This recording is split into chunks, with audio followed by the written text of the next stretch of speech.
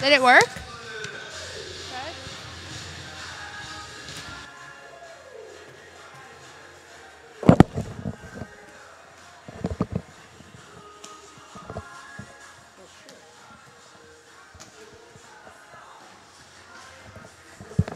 Test, test. Test, test. Test, test.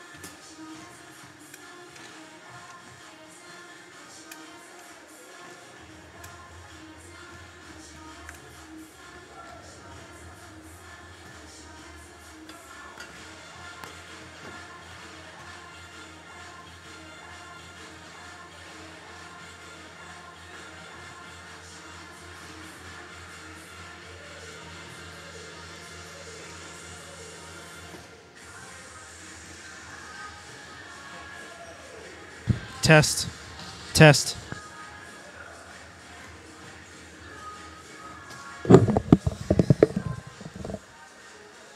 Test.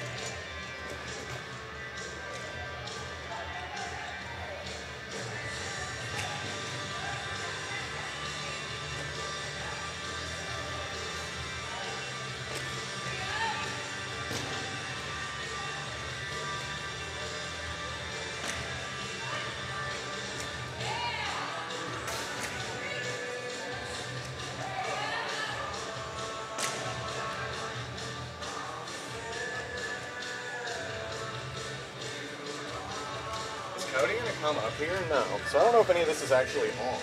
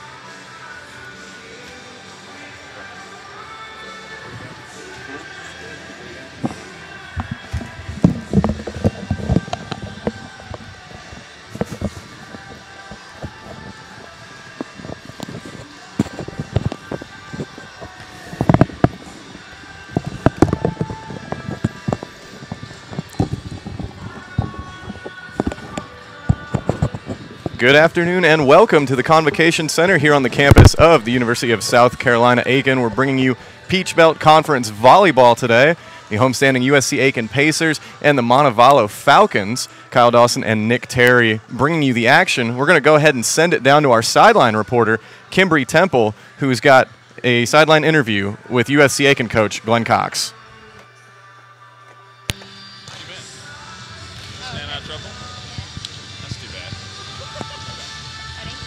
So, Coach, after a tough loss last night, what do you need to do today to pull out a win?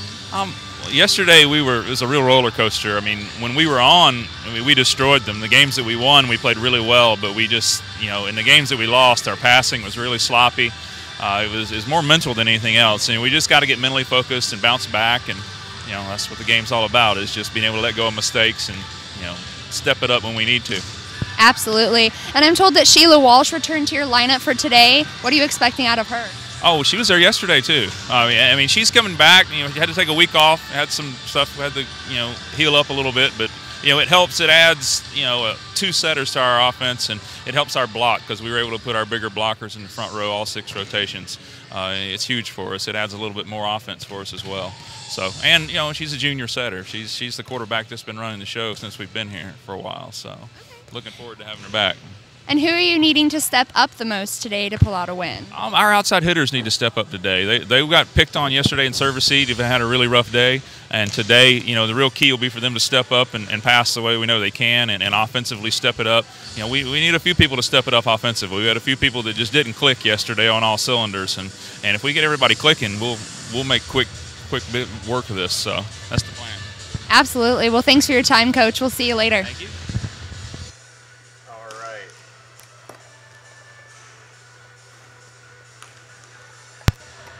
All right, thank you, Kimberly. Those were the words of USC Aiken head coach Glenn Cox. USC Aiken entering this match with a 10-5 record, 3-2 record in conference, dropped a 5-setter last night. And Nick, on the other side of the floor, Montevallo's coming in on a hot streak. Yeah, Kyle, they've won 11 of the last 13, and they also won last night against Lander 3-1. Yeah, and Lander is a team that Coach Cox has talked about as kind of being an equivalent of USC Aiken, how they've just played so closely, obviously last year with the split, and then a tight match in the Peach Belt Conference tournament. They're just on very similar levels, and playing up there in Greenwood, not easy. So Montevallo able to pull out that 3-1 win last night. You said they've won 11 of 13. 7 of those have been by sweep. And pretty much just since the season began, the 2 losses have been at Georgia College, which Georgia College, a brand new team. I don't think anybody knew what to expect out of them, and they've been off to a good start. And then also a loss to Armstrong, who is still undefeated. And that is an Armstrong team we'll actually see here in the Convocation Center in about a week. So we've got just over a minute until we serve this one up to begin. Both of these teams coming in near the top half of the Peach Belt Conference standings. Montevallo with a 4-2 mark in league play. USC Aiken at 3-2. And for USC Aiken, this is sort of towards the end of a long string of home matches. They'll have 2 next week, and then they'll be on the road for a while. That's something that Coach Cox had said was, sort of a home field advantage or a home court advantage that they need to protect, saying, last week that they really do need to get out there and protect this house because they're not going to see it again for a while.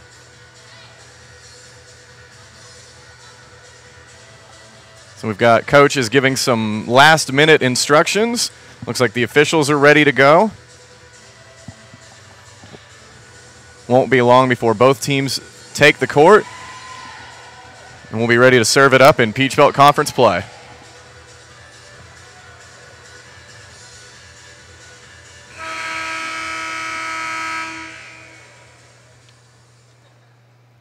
As the sandstorm quietly settles here in the Convocation Center, we will send it down to the PA for some player introductions.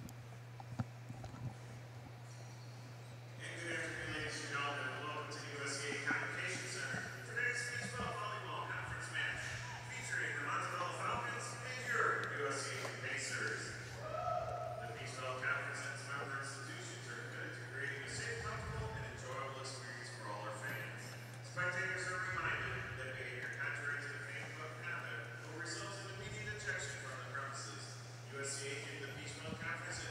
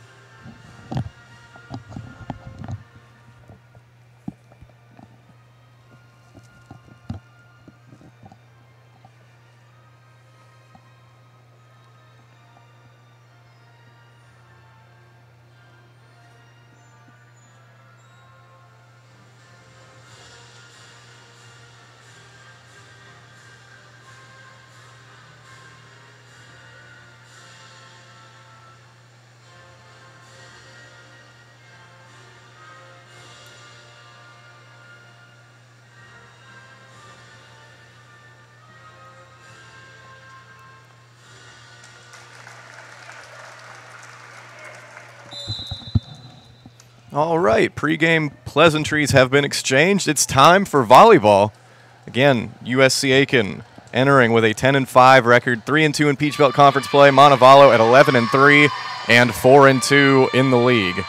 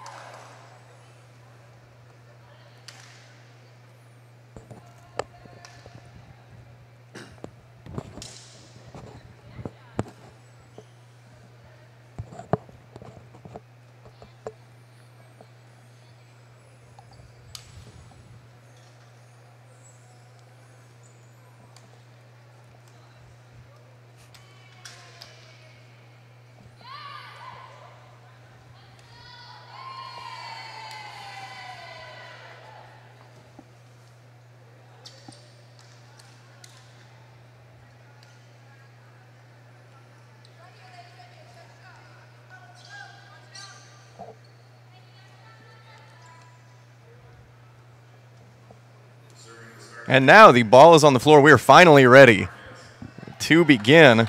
It's like Brianna Marquez will have the serve for the Falcons. Eventually.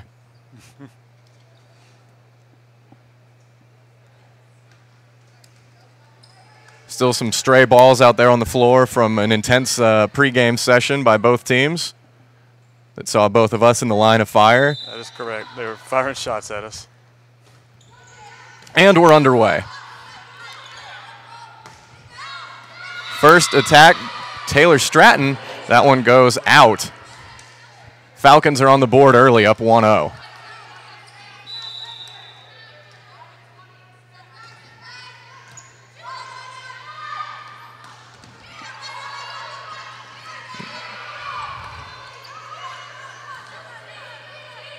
We'll see Hannah Tierney with the kill attempt.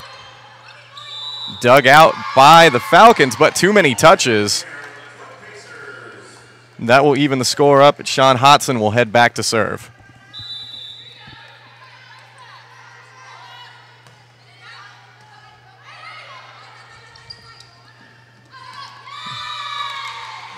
Maniati going just out on the kill attempt. Make that 2-1.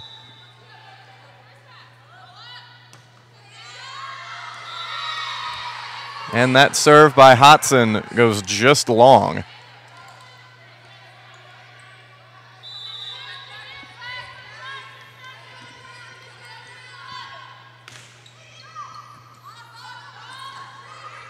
Pacers just have to scramble to send that back over. We'll see Stratton try it again. Block near the net. And the ball is down. Score that to Stratton, and she might be picking up right where she left off last night, Nick. That is correct. Last night, 13 kills, led the Pacers, and hopefully see more of that today.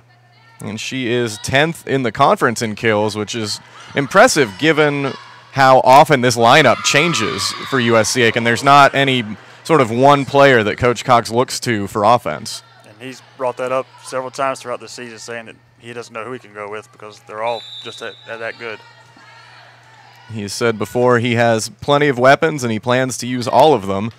We've seen plenty of different lineups already throughout the season. So we'll see a kill there for Anna Quinn. Falcons making the short trip down the road from Greenwood, having played up at Lander last night.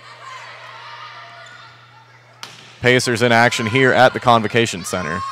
So we'll see Ati with her first kill of the match.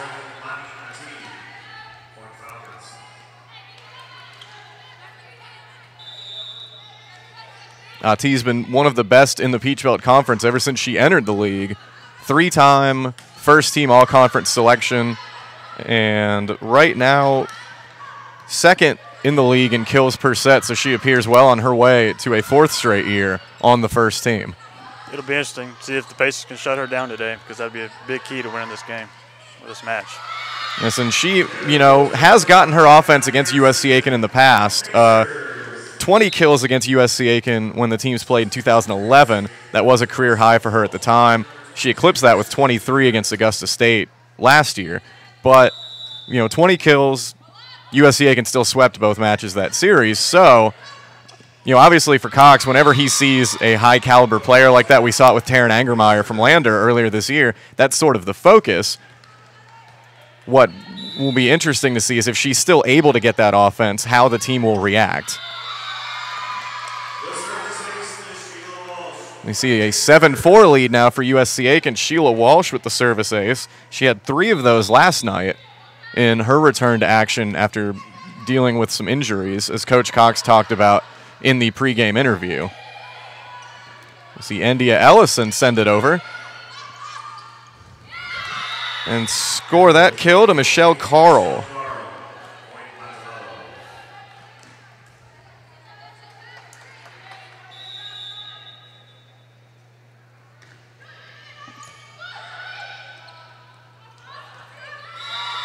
Ball just set up a little out of Ashley Diedrich's reach.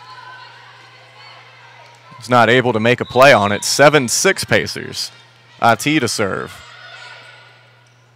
So we'll see Ellison try and go over the top. Ati waiting for it. Instead, that one will come back to Carl. And now Diedrich will try again. An attempt by Quinn into the net. Make it 8-6. Stratton back to serve.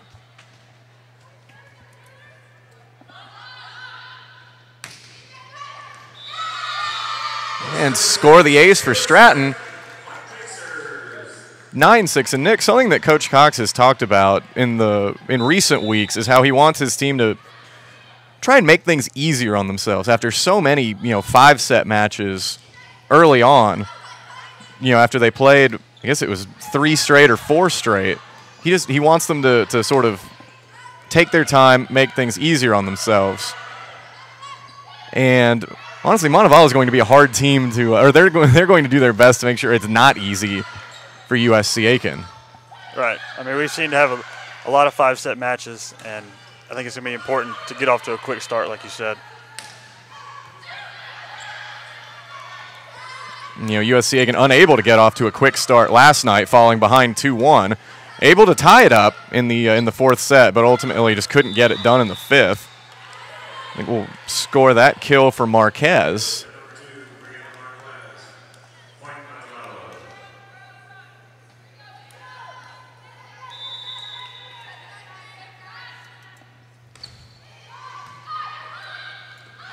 We'll see Ellison brings the heat.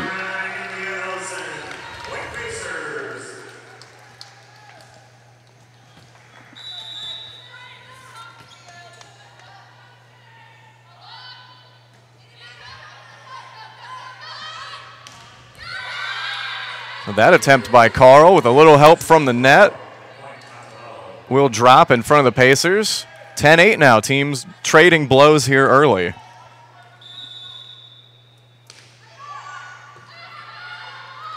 This one will be set up for Hannah Tierney, dug out by Carl. See Danielle Mercer set it up for Diedrich. Handled up front again by the Falcons. Unable to get it back over the net this time. Another long rally between these two teams. Make it 11-8. We'll see Amanda Bologna and Allie Johnson check in as Diedrich and Walsh take a seat.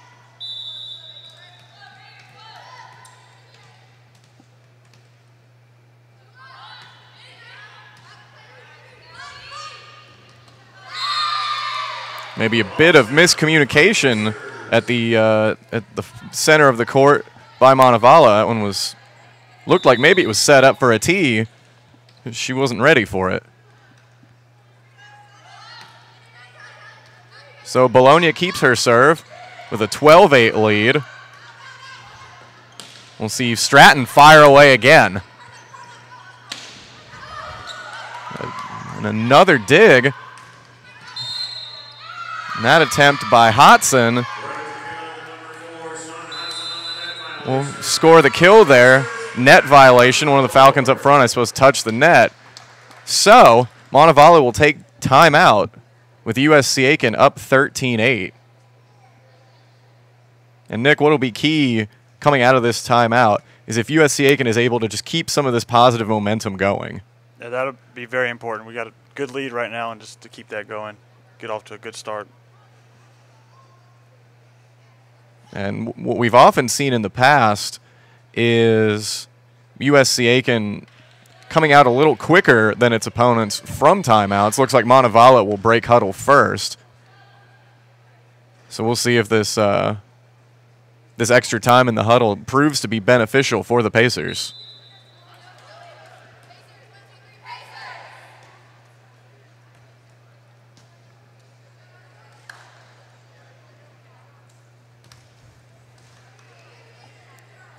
So everybody back on the floor. Bologna is still serving, up 13-8.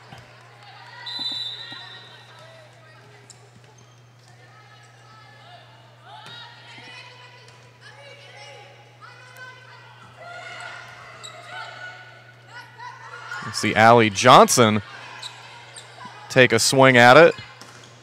She gets the block at the other end. Hannah Tierney in on the action as well.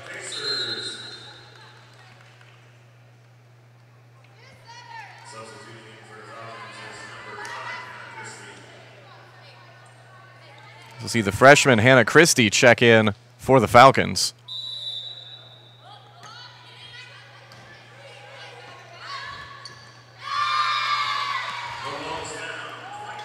That kill attempt into the net.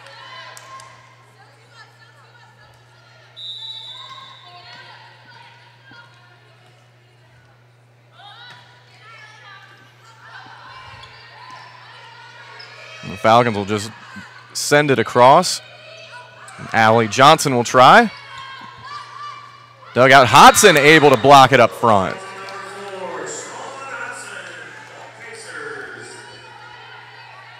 And Nick, I think any questions we had about how the Pacers would come out of that timeout have been answered. They've gotten off to a great start, up 16-8, and just see if the Pacers can keep it going.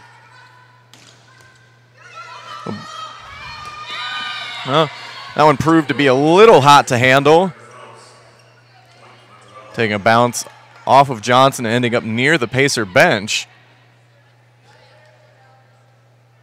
So that run is over. The Falcons will look to Christie at the service line to try and start one of their own.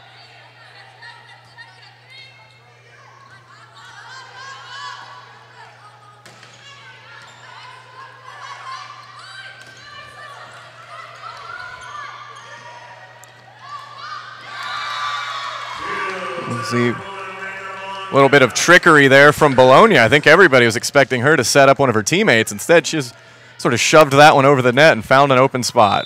That's what I thought she was going to do too, but it worked out. I guess that's what made it such an effective maneuver. No one was expecting it. A T will get the kill. And it is 17-10 here in this opening set.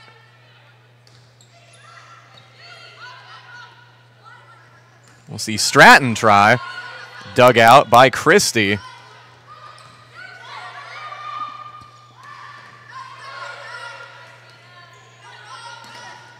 And a block in front. It's Tierney and Johnson again.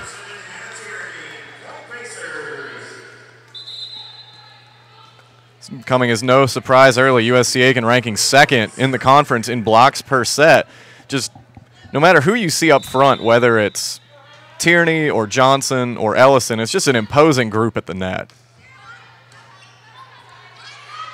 So we'll see Ati go again.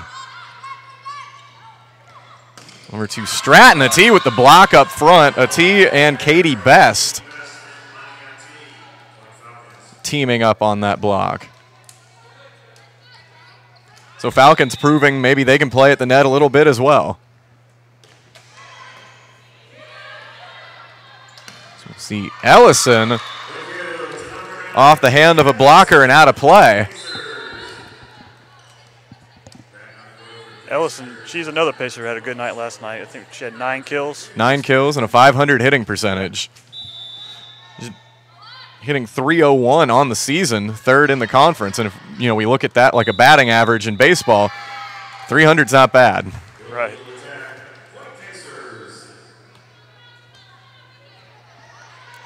Montevallo whistled for the dreaded illegal attack on that last point. 2011 Pacers.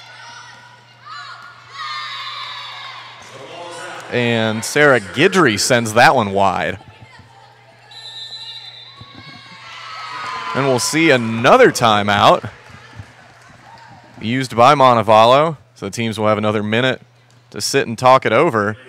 And I imagine Coach Cox will say exactly what he said last time, given the results that the Pacers achieved. Whatever he said last time seemed to work. So see if they can come out just like the last time out.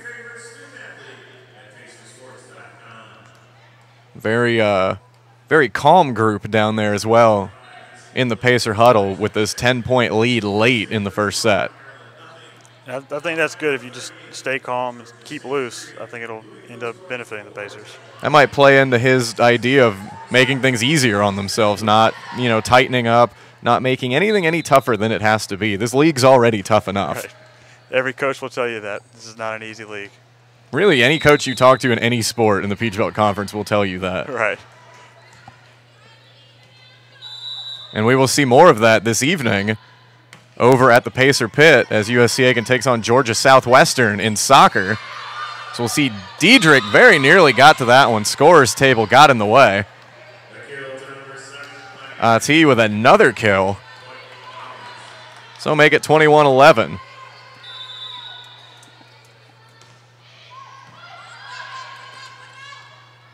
We'll see Diedrich try again. And last year's Peach Belt Conference co-freshman of the year is on the board. And Diedrich's got that power that she can put it through blockers if she has to. We've seen that plenty of times here at the Convocation Center this year. And we saw it plenty of times last year as well when she and Johnson were two, impact freshmen on a team that was just loaded with seniors. Now the tables have turned a bit. 8 newcomers on this team, a couple of sophomores. Although Andia Ellison telling us right now, don't forget about the seniors. Her and Leah Rogers, the 2 seniors on the roster. And Ellison has made a huge impact on this team this season. And Rogers as well. Rogers, just like Ellison last night, with the kills, had another good game.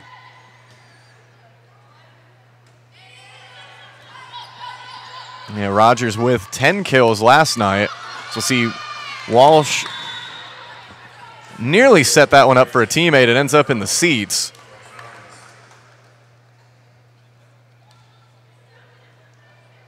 So 23-14 now. Michelle Carl to serve. They'll set up for Tierney right over the middle. Going up and over Katie Best for the kill. So the Pacers now with, about 9 set points and this 24-14 lead.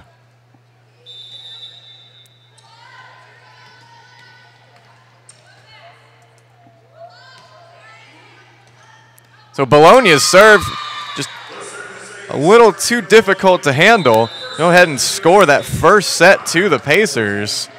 25-14. That was a good first set for the Pacers. It's nice to get off to an easy start like that. They might still be thinking of last night and sort of the difficult start that they got off to, falling behind 2-1.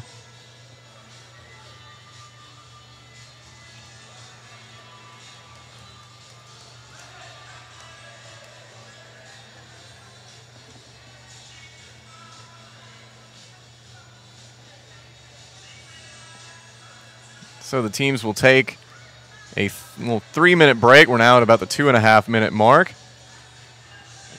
On the USC Aiken side, I imagine they're just talking about keeping this hot streak going. On the Montevallo side, probably talking about getting back to basics.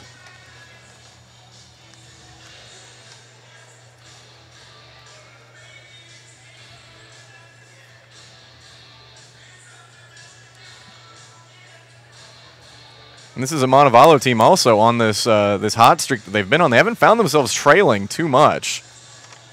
So it'll be interesting to see how they play from behind.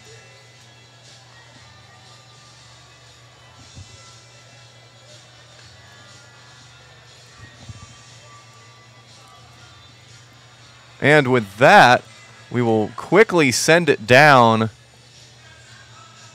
to our sideline reporter, Kimberly Temple, for some stats.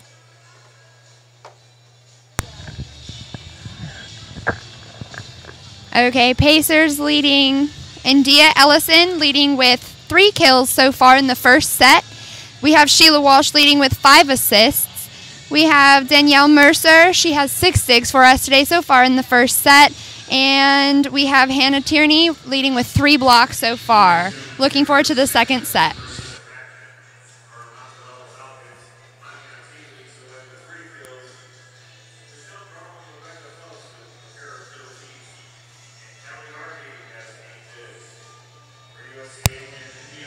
All right, thank you, Kimberly, for the statistical updates. We're about a minute and a half to go now. Pacers already breaking the huddle. I imagine they're just ready to start playing again. Just ready to keep doing what they've been doing all day. Pacers have been firing shots left and right, and they've been finding open spots on the floor.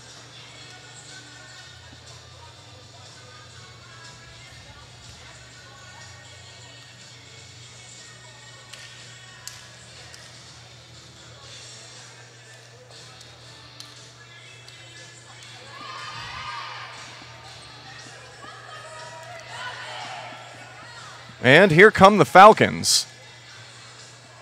As we are under a minute to go in the break.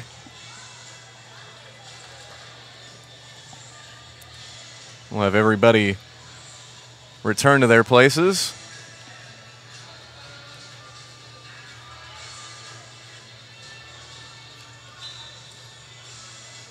As Montevallo looks to bounce back after USC Aiken took the first set 25-14.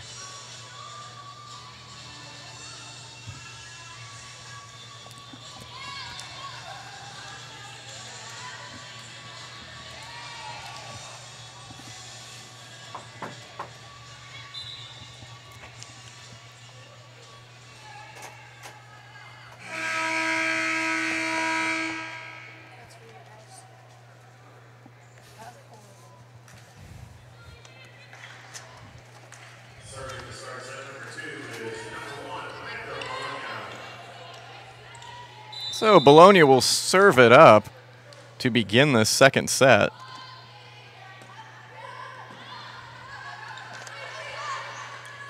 Falcons able to just sort of push it over. We'll see Johnson blocked in front.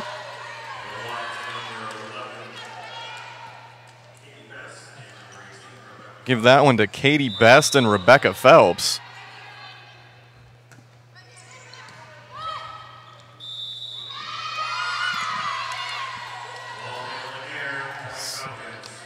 See a ball handling error on the Pacers, and the Falcons quickly up 2-0. This one's set up for Hodson, just beyond the reach of Guidry.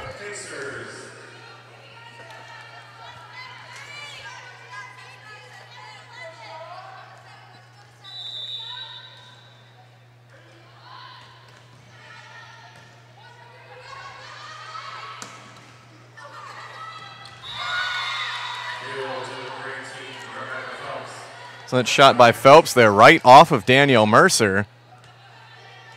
And out of play. Make it 3-1 Falcons.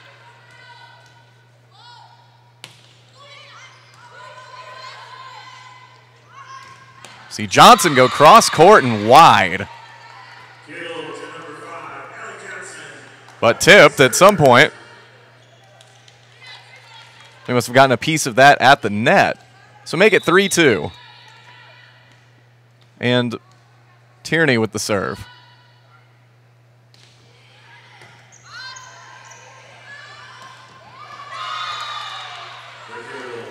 And T right back where she started. That should be her 4th kill already in the match.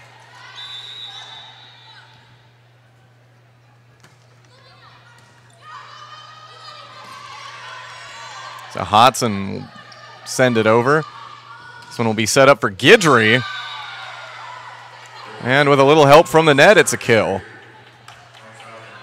So, Nick, this looks like exactly what Montevallo wanted coming out in this second set. Looks like a reverse of the first set so far. They've come out, firing shots on the Pacers instead of the opposite of the first set. There's India Ellison putting a stop to that. And breaking the little mini streak there. And bringing the score back to 5-3.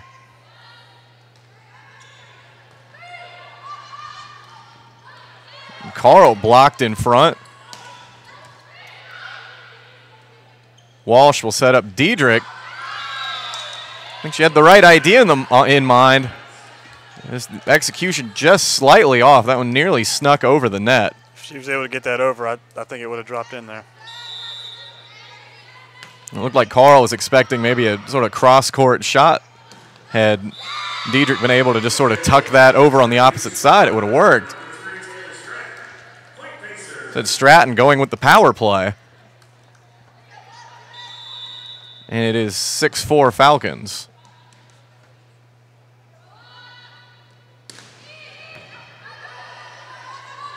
So we'll see Carl try again. Walsh able to dig it out.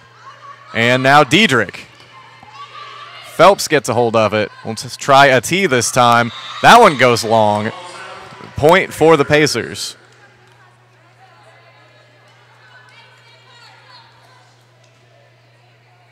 The ball ended up over there in the stands where like some members of our men's basketball team are sitting. So we see Al Brown and Shane Porcher over there. And Paul Larson as well. I believe Paul Larson was the one who just grabbed that ball. So I suppose the first rebound on the season for Paul Larson. The first of many, I'm sure. We'll see plenty of those. Paul Larson, the double-double machine last year. Pacers have tied it up at 6. Stratton still back to serve. Look out below, Mackenzie Reese. That serve right over there in the corner where Reese is standing with the flag. She's able to get out of the way in time. That's a point for the Falcons. And we will see, looks like Sarah Guidry with the serve.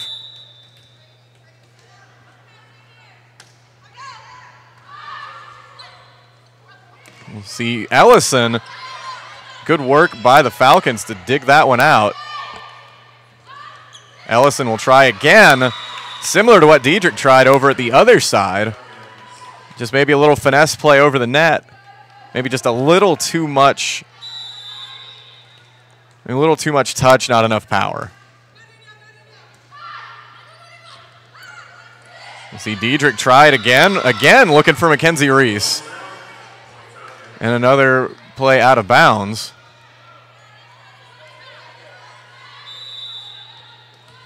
You know, if Reese were in play, then this would be more effective shots. Right.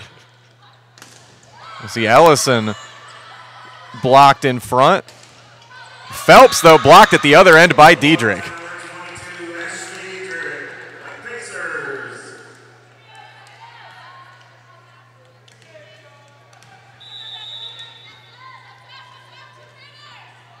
And we'll see Mercer serve it now, a former Peach Belt Conference Specialist of the Week. The ball handling error there will keep her at the service stripe as the Pacers trail 9-8. Serve ends up going wide. Point to the Falcons, Carl back.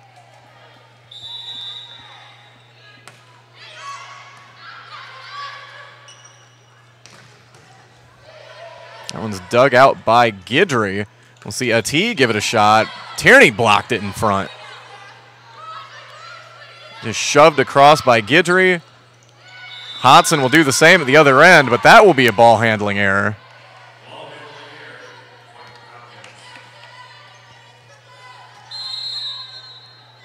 And we will see USC Aiken head coach Glenn Cox take a timeout as his team trails 11-8 here in this second set. So after taking the first set 25-14, the Pacers have struggled to get points on the board here early in set number 2. They've been able to get close, but every time they get within one, it seems like the Falcons just push it back up to round 3. And, you know, the Falcons haven't won all these matches lately by accident. So we talked about, you know, before the set began, how they would respond to dealing with a deficit. So far, they've done a pretty good job of it. They don't seem to be fazed by the first set loss.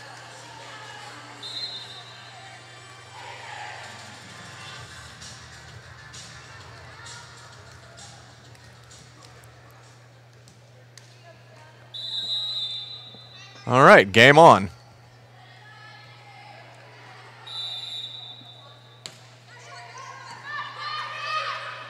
And we will see Hodson built up a head of steam and just fired that one over the middle. So we will see Bologna and Johnson check in for Diedrich and Walsh.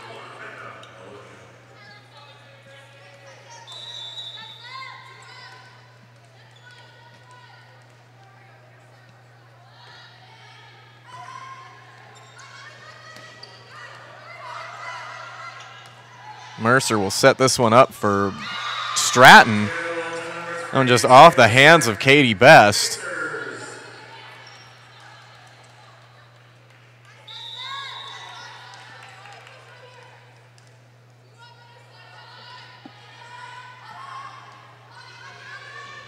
We'll see Phelps try it. Puts a stop to that short streak. Able to find a spot right near the free throw line for the kill. Marquez gives it right back, serving it into the net. See if the Pacers can tie it up for the first time in this set.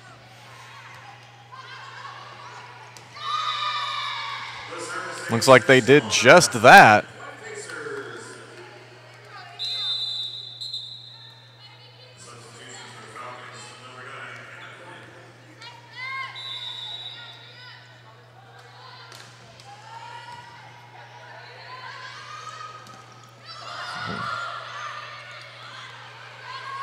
See, good reach by Stratton just to send that one over. Ends up not mattering. Falcons get the point as they pull back ahead.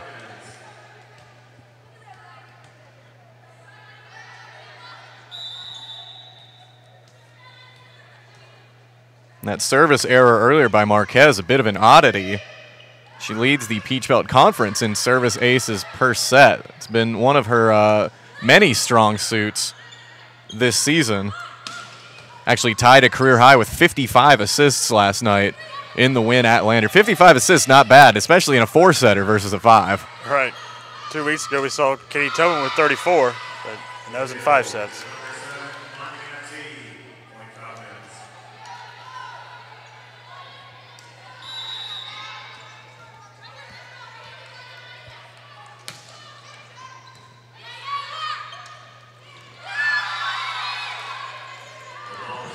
See, that kill attempt by Tierney just came off a little soft, ends up in the net.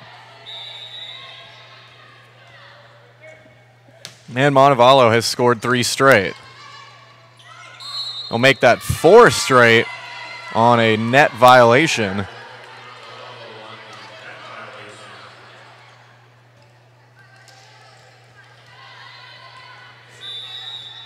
So it is 16-12.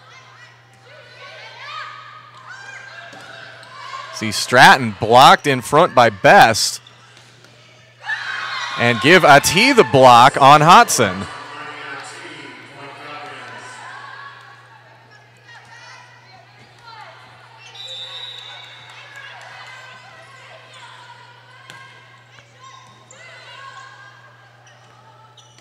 You see Hodson just send it over. Good play at the net by Stratton. She'll go for the kill, but Ati with another block. And Cox will take another timeout. Just as the Pacers were able to get close with the Falcons have stretched the lead back out to 6. Yeah, 6 straight points. Mani Ati proving that the Peach Belt Conference voters know what they're talking about, selecting her first team 3 straight years after her redshirt season.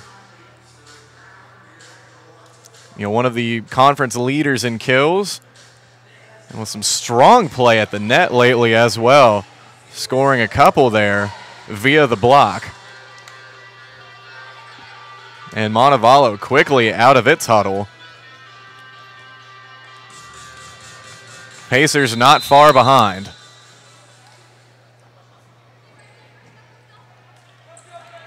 Phelps still back there serving. This will be, I guess, her 7th serve in a row.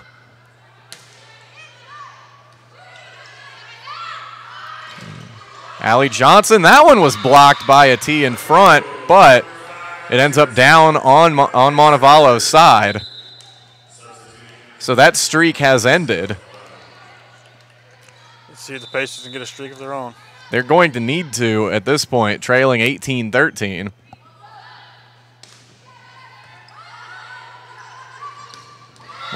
Ati really not thinking highly of that idea at all. Give her another kill. We will see Callie Harvey serve it up. That one just sort of trickles over the net. It's like we're able to dig out Ellison's kill attempt, but looks like we'll see the ball handling error against Montevallo. We'll see Walsh and Diedrich check back in for Johnson and Bologna.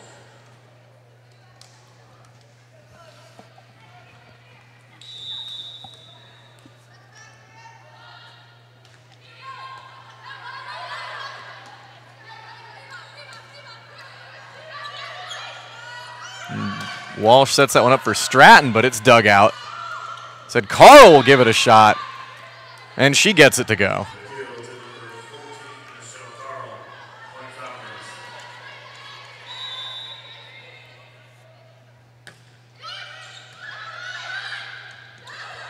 Sneaky play by Walsh.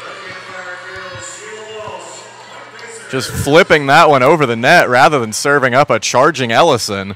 Caught everyone by surprise.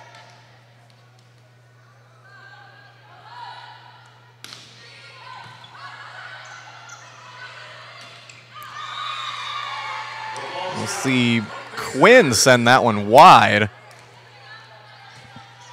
And the Pacers are now within 4.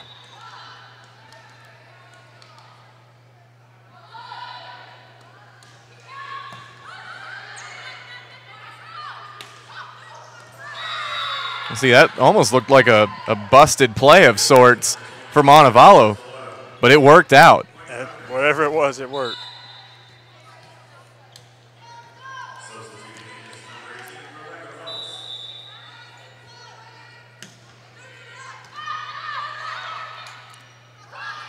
See Hodson just push it across, and we'll see Carl. One's able to be dug out by the Pacers. Ball is down, though. Point Falcons, that leads back to 6 at 22-16.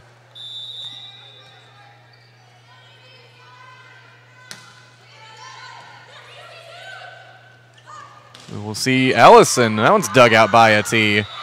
Ends up going just out of play.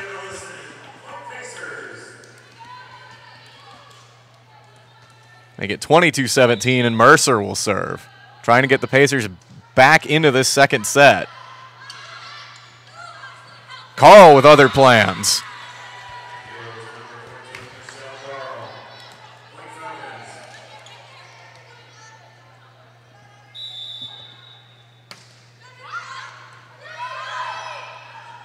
Will be set up for Tierney, and it's just long.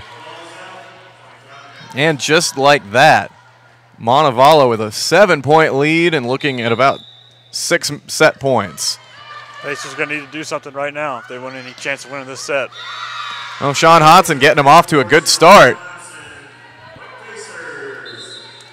So Pacers have whittled that down to 5 set points for the Falcons. And we will see Bologna serve it up. If the Pacers want to get back into this set, it will be on her serve. So Best sends it wide, and it's 24-19. So we'll see a timeout taken by Montevallo. Imagine at this point, you just have to say, look, it's 1 point. And sometimes that can be the most frustrating one to get, too, the last one. Almost like in a baseball game with the closer. The last 3 outs are the toughest ones to get.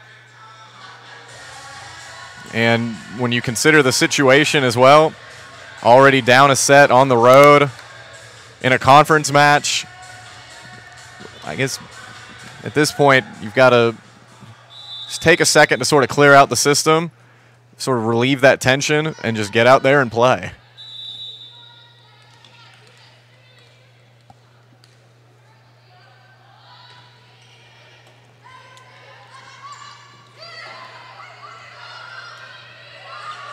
Now Bologna will just have to send that one over. Harvey dug it out. That looked like it would be right on the line. So now we will see Hodson with the kill. And it's 24-20. Pacers have been able to make a little run here. See if they can keep that going. If they have made a little run, they're about halfway toward erasing that deficit. Marquez nearly ending the set there. Johnson will just bunt it over. Now we'll see Phelps, but Mercer sends it back. Tierney with the tip, but score that one for the Falcons. Big response from Montevallo here in set number 2, taking it 25-20. And with that, we will have our extended halftime break.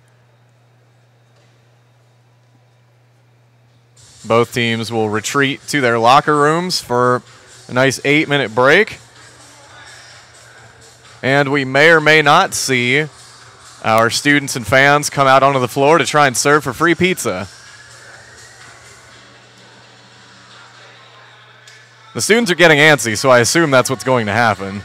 It's always an interesting part of volleyball games here. Here come the pizza boxes. That's exactly what's going to happen.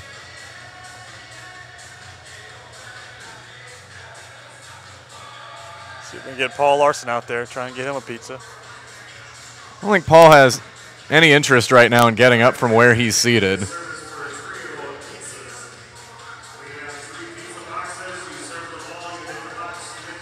So at some point during this halftime break, we will have, I believe, another interview down on the floor with Coach Cox.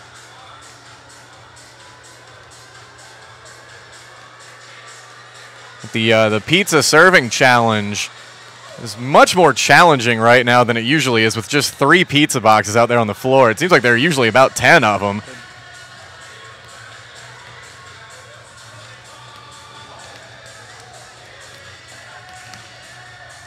There are few better feelings than hitting one of those boxes and winning a pizza, I will say that. It's like Paul finally got out there. Paul had to see what all the fuss was about. Of course, now we just have people just throwing the ball, not really serving it. Just firing shots for pizza.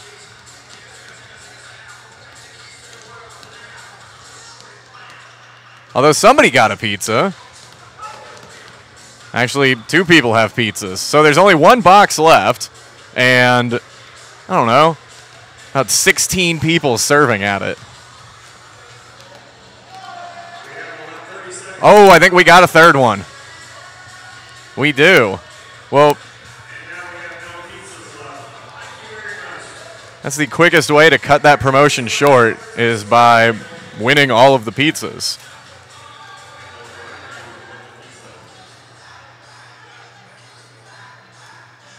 All right, so Montevallo made a big step in the right direction in set number 2, hitting 250 after posting a hitting percentage of 0 in that first set. So big bounce back for them.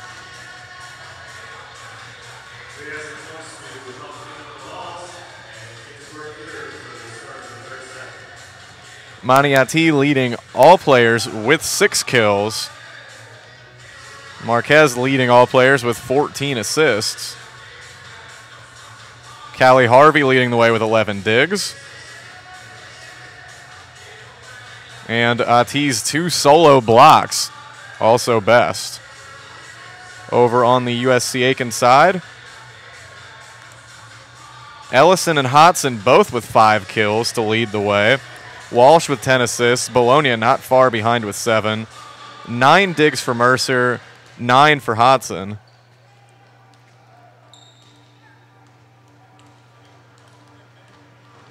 And both teams with 4 total team blocks.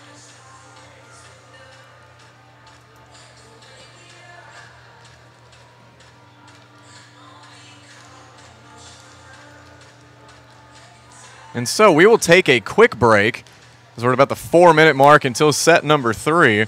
When we come back, we should have USC Aiken head coach Glenn Cox.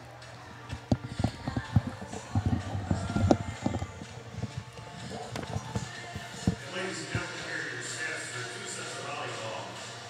Leading the way for Montevallo with 6 kills, Maniati, 4 kills each for Michelle Carl and Rebecca Phelps. Callie Harvey has 11 digs and 3 blocks to go with the 6 kills for Maniati. For the Pacers, Sean Hodson has 5 kills and 9 digs. 9 digs also for Daniel Mercer, 5 kills for Nia Ellison, and 3 blocks for Hannah Tierney. And just a reminder that you can follow the Pacers volleyball on the road at GRU Augusta Wednesday at 7 p.m. Our next home matches here are next weekend, Friday and Saturday. Our early runs from Atlantic Pirates show up here on Friday at 7 p.m. Saints will be in town for our 2 p.m. Saturday show as Pacer volleyball action here at the USC Convocation Center.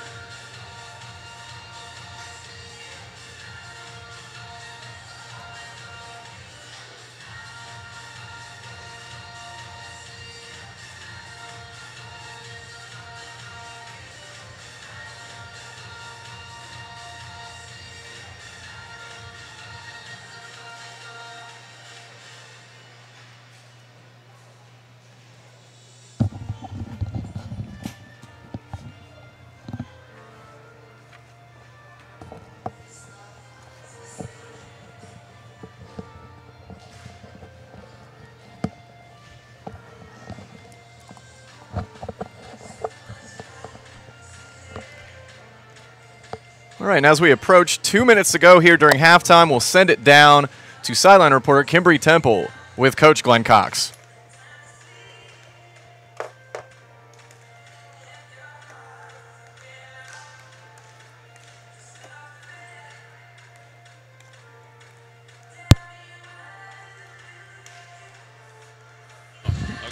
Okay, Coach, after those first 2 sets, who are you the most impressed with right now? Us when we're on. You know, everybody. If we're on, we're looking good. I mean, our numbers. If we hit a 250, we win. But we hit a 0, we lose. You know, and it's just across the board. You know, we've had a lot of players on for a game and a lot of players off for a game. And you know, if we can flip the switch and turn it back on, we'll be in good shape. Absolutely. And what is the general mood of the team going into these next few sets? They're frustrated right now, and they've got to be able to mentally hit the reset button and get back on board, you know, and start clicking offensively again. You know, we let off the gas a little. We really played great in the first game, and you know, and we played poorly in the second game. So it's a matter of just you know, getting some momentum and keeping it. Absolutely. Thanks for your time, Coach. We'll see you again after the game. Thank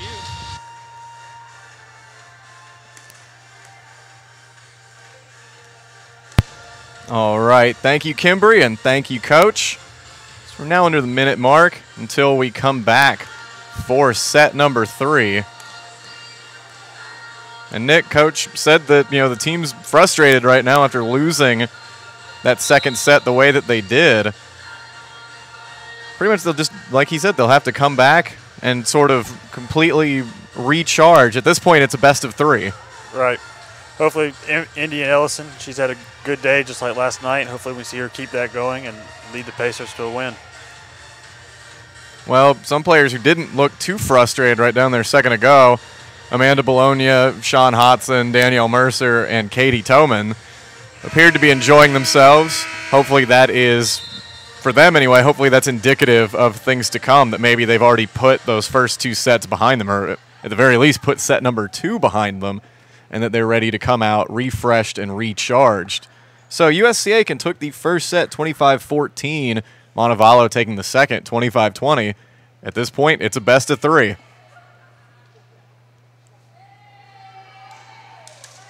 So we've got, looks like everybody back out on the floor.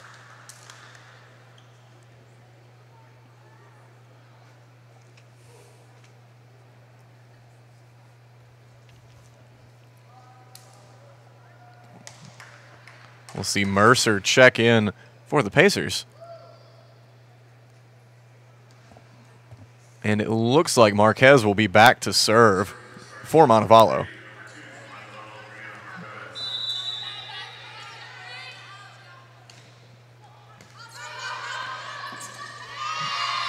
And no real surprise there that the leader in the conference in service aces per set would open set number 3 with a service ace. That's something for Montevallo that's big for them if they want to get out to a good start here in set number 3.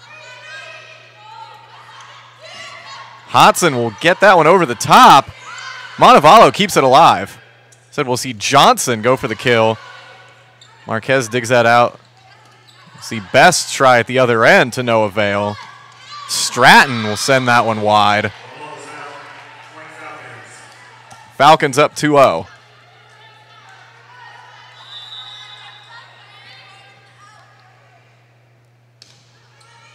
And give Marquez another ace. So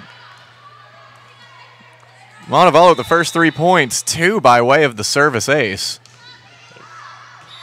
That one, though, a little long.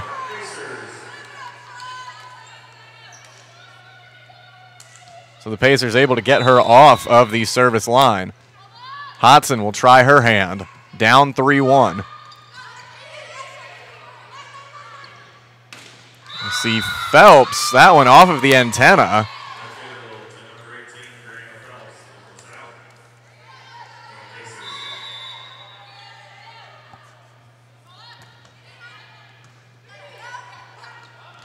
We'll see T gets the kill.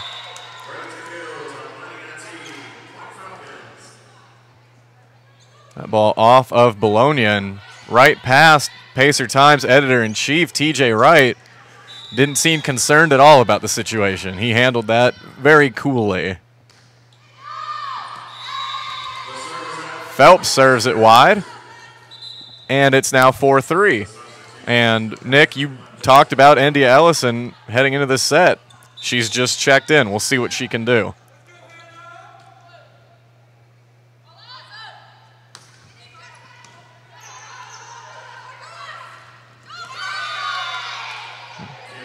That kill will go to Katie Best.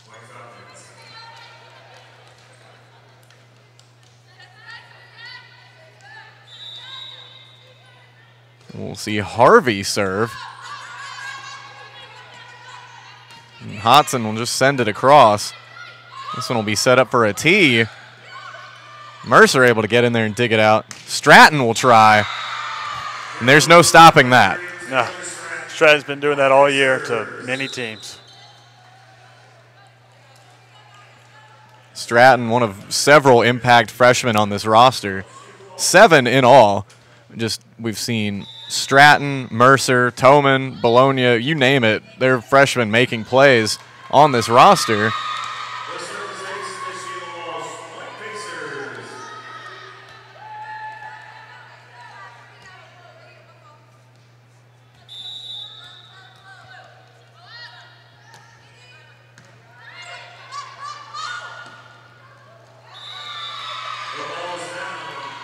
So a couple of quick points for the Pacers on Sheila Walsh's serve. Able to take the first lead of the set for the Pacers. Up 6-5 here in the early going. This one will be set up for Stratton. Goes right over the top. Marquez able to dig it out. Guidry will try. That one looked like a miss hit, but it couldn't have worked out any better for the Falcons.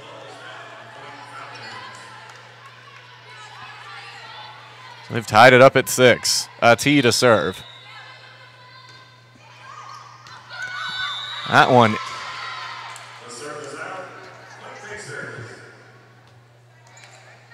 That was a close call there. That's one that could have gone either way. Ruled out. Giving the ball over to Stratton.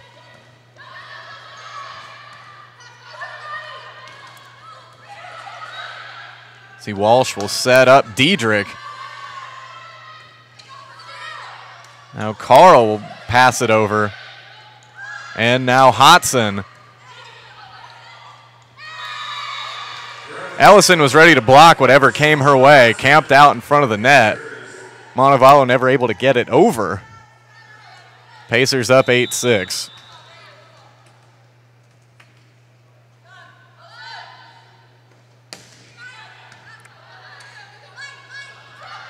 Nice play up front by Marquez.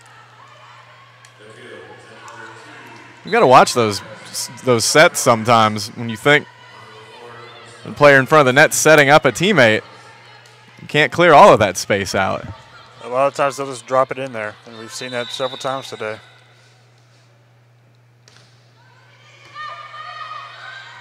We'll see Ellison off a hand and out. Ellison, one of the more efficient players on the team. When she gets in there, she provides instant offense.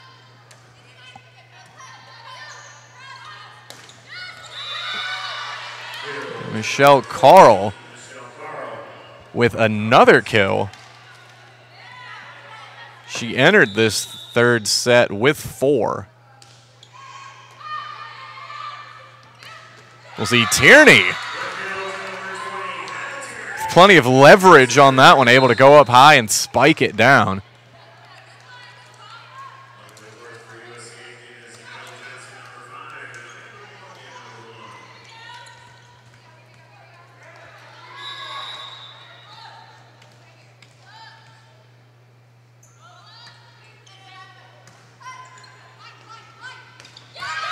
Katie Best with a kill.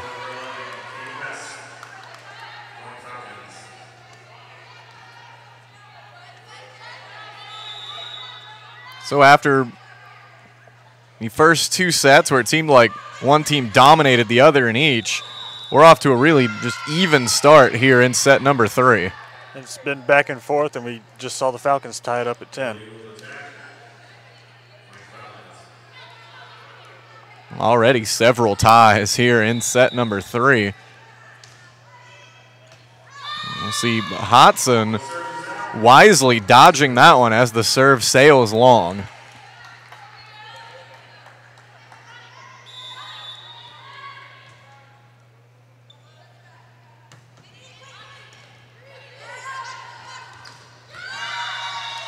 But again, we'll see it tied up again. T rising and firing to tie it up at 11.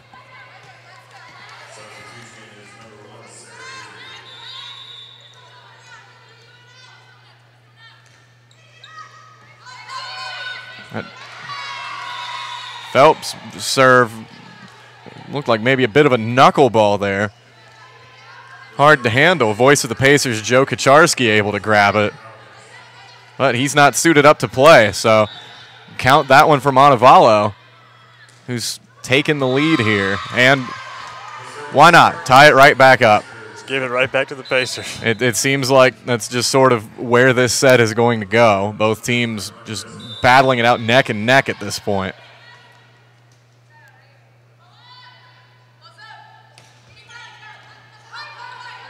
That serve taking a weird hop off of Harvey. Stratton up front, and Ellison able to get the block. That could be big for the Pacers as well to get a block on a T who's been able to do whatever she's wanted to lately.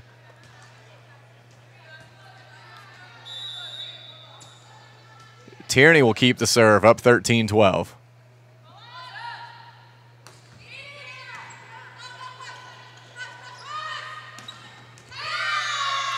We'll see Guidry with the kill.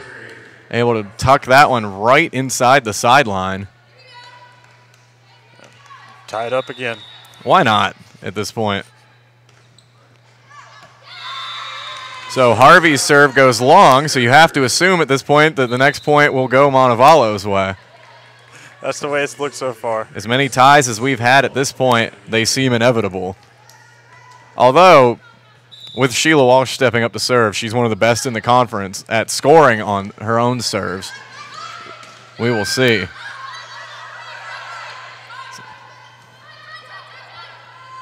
We'll see a T blocked up front.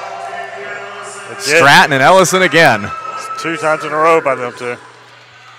Continuing the great days that they've had so far.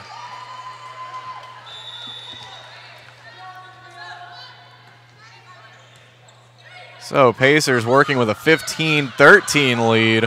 Hodson digging that out. We'll see Stratton try. It'll come over for Guidry.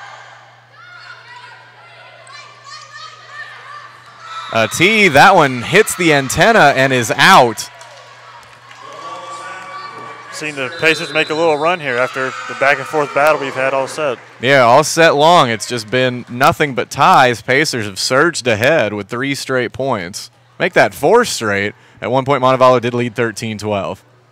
So 16-13 lead for the Pacers. They've appeared to pull ahead a little bit in this third set. That's just been a back and forth battle.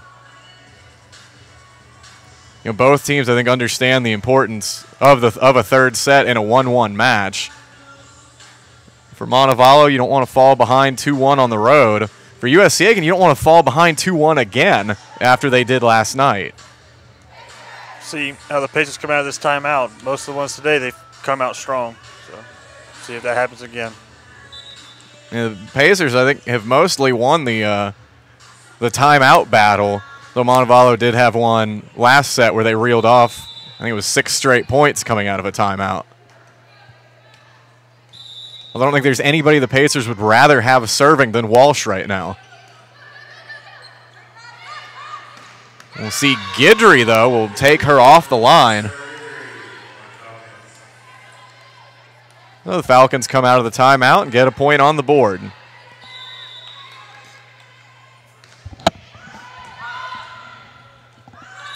We'll see that one played out.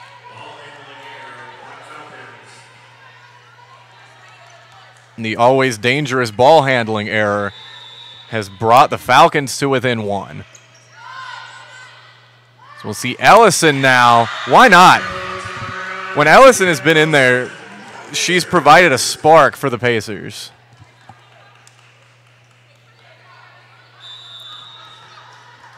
So 17-15 now. Stratton will serve.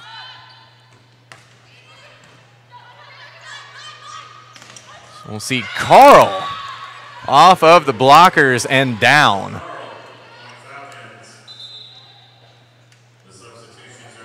Like we'll see Phelps and Quinn come back in for Montevallo, replacing Folletta and Guidry.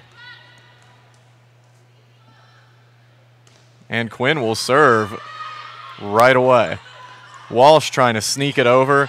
Montevallo able to pick that one out. Score the block for the Pacers. Diedrich and who else? Ellison. Ellison continuing the great day she's had. She's been a spark for the Pacers on the offensive and defensive end all day. Pretty much at this point, if Ellison touches the ball, it's going to be a USC Aiken point. It doesn't matter if she's blocking or anything. Whatever, if she's on the floor touching the ball, it's a point.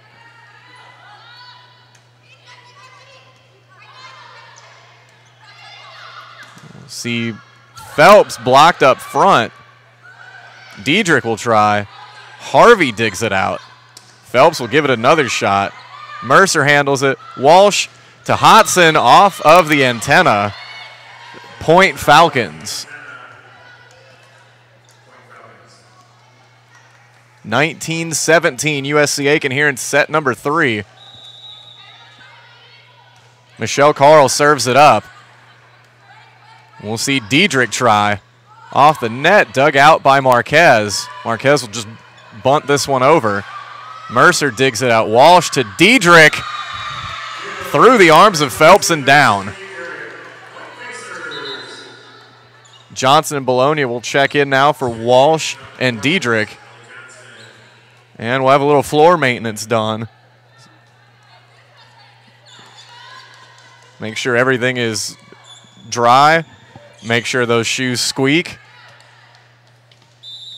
And we should be good to go. Bologna will serve. 2017 Pacers here in set number 3. We'll see Guidry just sneaks that one over. Johnson can't handle it. Another one ends up over there near Joe Kacharski. Seem to be targeting him a lot today.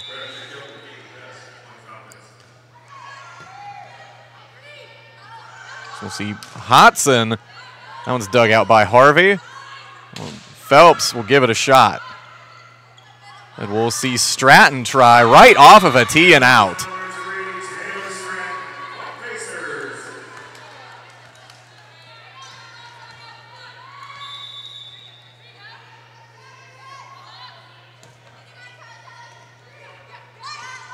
Now a tee, that one off, I think, of Stratton and out.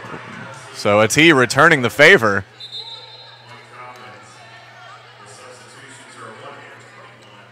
So we'll see Folletta and Guidry return, replacing Phelps and Quinn.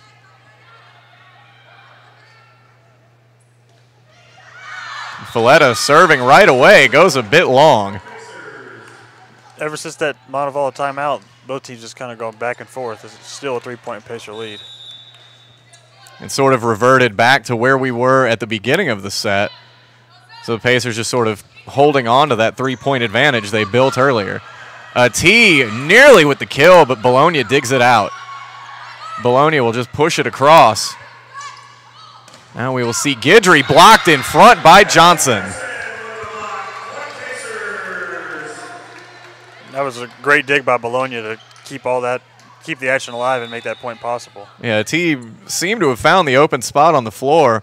Bologna just went in there one-handed, popped it up, and the Pacers were able to get the point. See, Harvey will set it up for a tee. She goes pretty much for the same spot. Johnson was waiting for it. So we'll see Stratton go wide. 23-20, Montevallo not going away.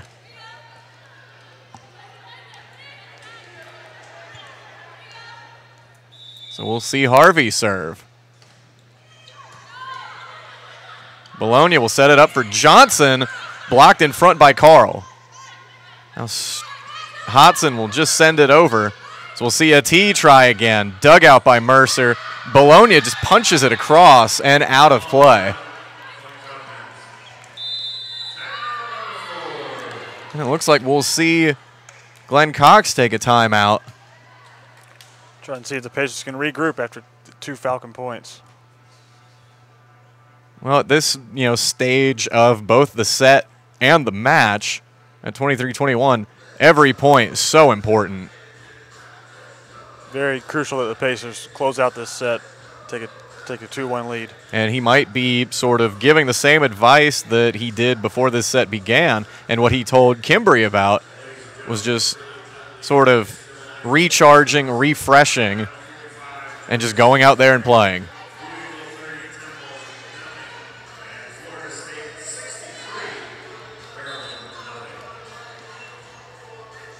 Joe Kacharski multitasking as always, giving us an update on the Florida State-Maryland game.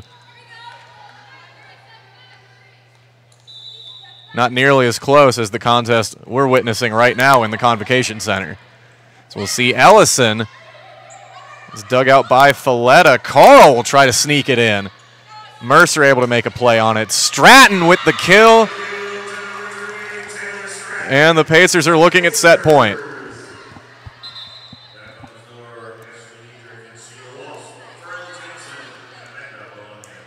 So, Nick, that's another case of a USC Aiken timeout, or any timeout in general, resulting in a strong play made by the Pacers.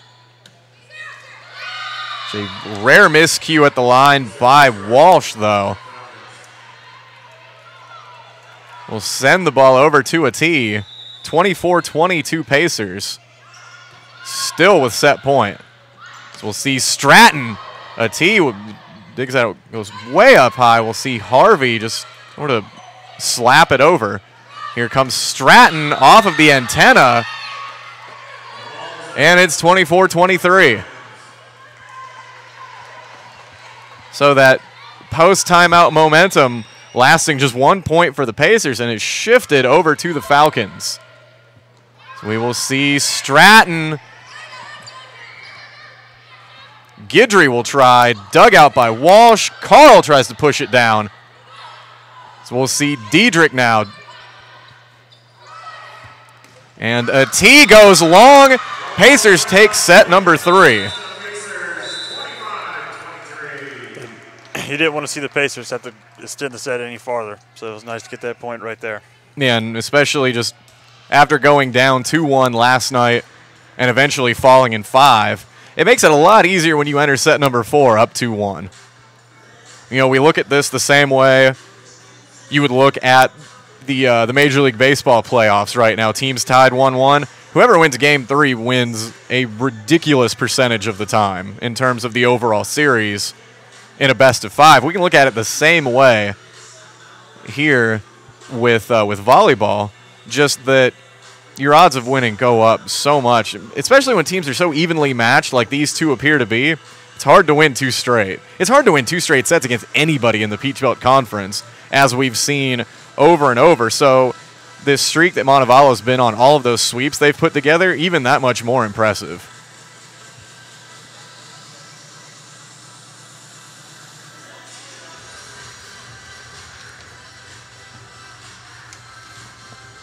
So while we've got a moment, we'll send it down to Kimbry to give us some stats as we head into set number 4.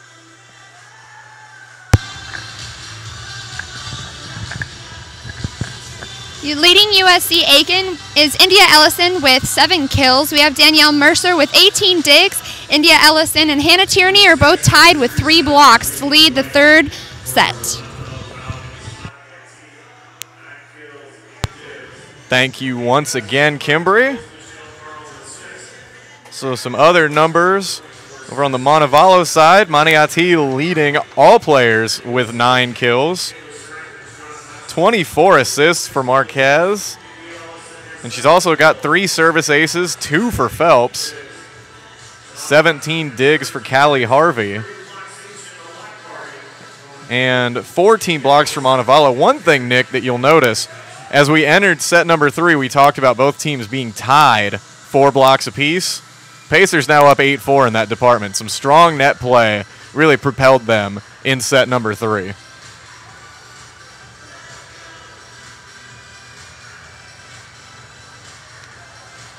Indy Ellison, you see, leading the Pacers in kills with 7 and a great hitting percentage of .462. She hasn't cooled off at all from last night, hitting 500. I mean, okay, maybe cooled down a little bit, but going 500 to .462, not that big of a deal. Ellison has had a tremendous weekend for the Pacers.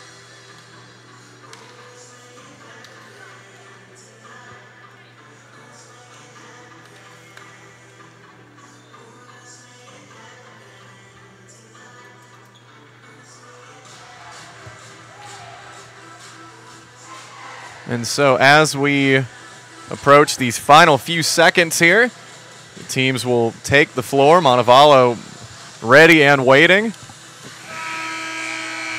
Pacers will join them. So we start the 4th set. Pacers up 2-1, taking the first 25-14. Montevallo taking the second 25-20. Pacers taking the third 25-23.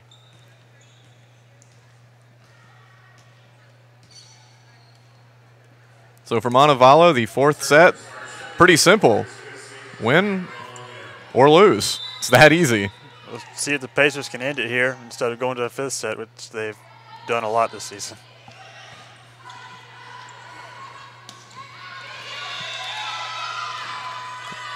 Well, we'll see Katie Best get Montevallo off to a good start here.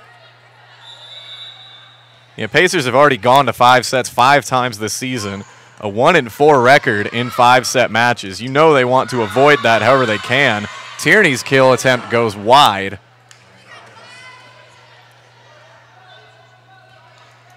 And Montevallo quickly out to a 2-0 lead. Marquez to serve. We'll see Tierney blocked in front by Best. And it's now 3-0. Montevallo off to a strong start just like the previous set. Yeah, you're right, Nick, and the Pacers had an answer to that in set number 3. They'll have to in set number 4, and it's going to get that much tougher as Montevallo continues to pile up points. T with another kill, make it 4-0.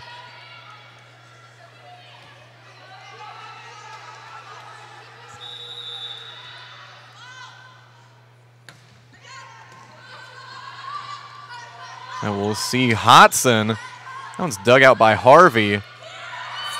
And Best will get another 5-0, and no surprises here. Glenn Cox takes a timeout. This is absolutely the start that Montevallo wanted to set number 4.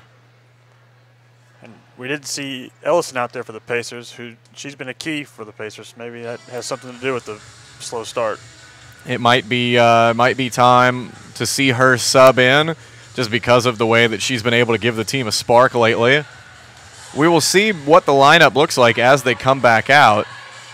Ellison's on the floor. Nick, you called it. Oh, she tricked us. No, she's not. She just She knew we were talking about her. That's what it was. She knew. And there is a rule that if you do hear broadcasters talk about you in any way, you have to do the opposite. So, Indigo, we appreciate it. Tierney looking to get the Pacers on the board, but it's dug out. We'll see Phelps now off a hand and out of play. The Montevallo run continues.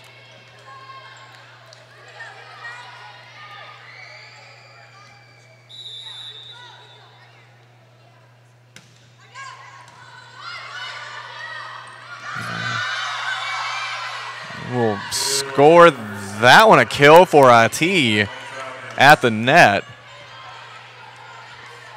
So it appeared that one might have gone off of a Pacer fingertip and then out of play. So 7-0 in favor of the Falcons. As we'll see IT try it again. Give her another kill.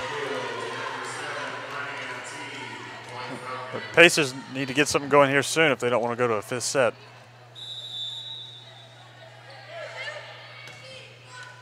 And a rare miscue by Marquez. And given the way that Montevallo's come out with fast starts, a 5th set would be, right in their wheelhouse when you're only playing to 15 instead of 25.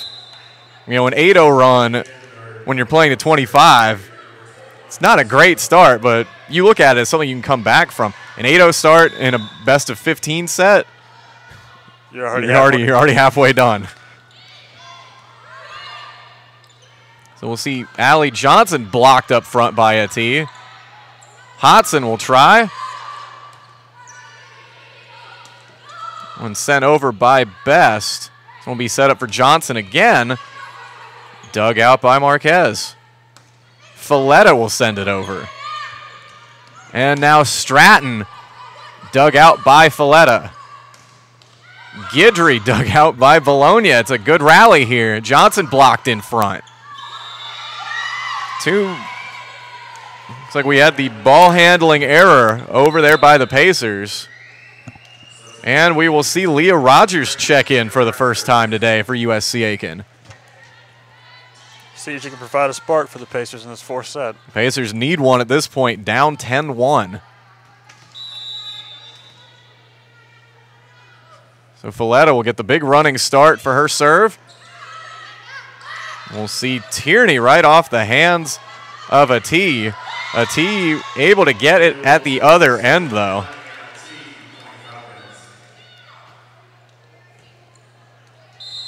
Falcons up 10. We will see another timeout taken by the Pacers, who find themselves in a pretty deep hole here in set number 4.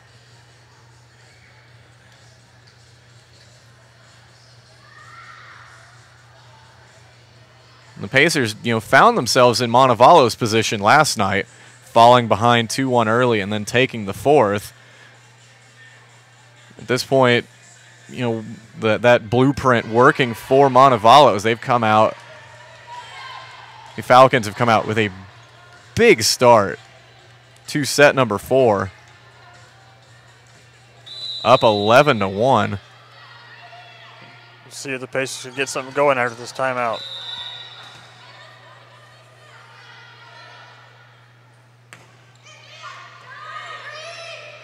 We will see Stratton coming out just firing away. A little wide, though.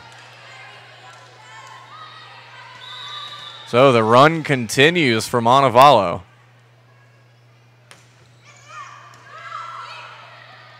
So we'll see Stratton blocked in front by Best. Bologna will send it over. Here comes Best. Grabbed by Mercer, but out of play. And it is 13-1.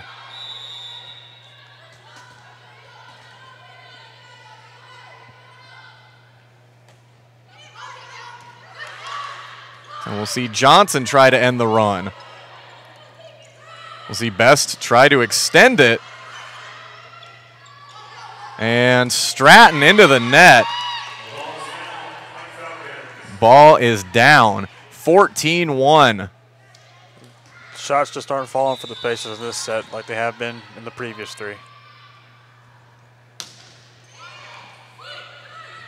So we'll see Johnson try again. A T gets a piece of it. Sent over to Guidry. Bologna again just tries to sneak one across. She'll send it over to Stratton off the net, off of Johnson's head, and down. Not much going right for the Pacers so far. And on the other hand, everything going right for the Falcons except for that serve, ending a 7-0 run. So after the 8-0 run with Marquez serving, they go on a 7-0 run with Folletta. At this point, if they can respond to the next Pacer point with a 6-0 run, they'll be in really good shape. Pacers obviously going to try and make sure that doesn't happen. As we've seen many times this afternoon, though, Maniati doesn't really care what the Pacers have planned. Give her another kill. She's showing why she's a 3-time first-team All-PVC. And she's making a, not that she hasn't already, but she's making a strong case for a fourth straight first-team selection. We'll see a T, though. Blocked by Stratton, but it goes out of play. So it is now 17-2 in set number 4. We'll see Ellison try. That one's dug out by Harvey. We'll see Guidry give it a shot. And Rogers, that one looked in, and it is.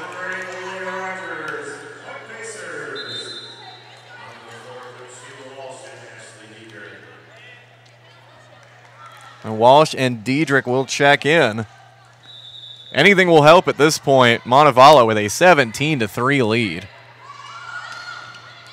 Carl blocked in front. Diedrich coming in right away, teaming up with Ellison for the block.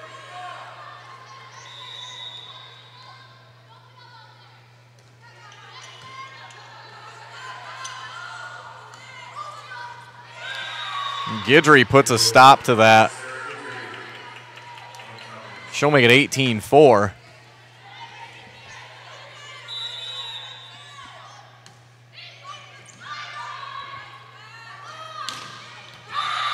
score that one for Stratton.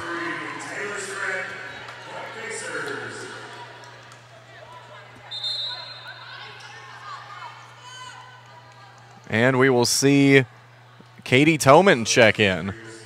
I also believe first time that she's come in this afternoon. So, Coach Cox going with a few new players here in set number 4, Rogers and Toman, who we haven't seen this afternoon. Scored that kill to Guidry again. So we'll see Phelps and Quinn come back in, replacing Guidry and Folletta. 19-5 Montevallo.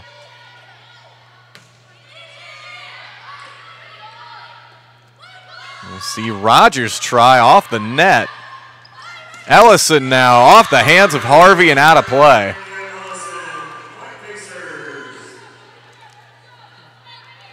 Ellison continuing her strong play on the afternoon.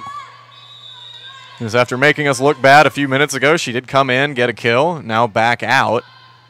So we'll see Mercer serve. And Carl hammers it home for a kill.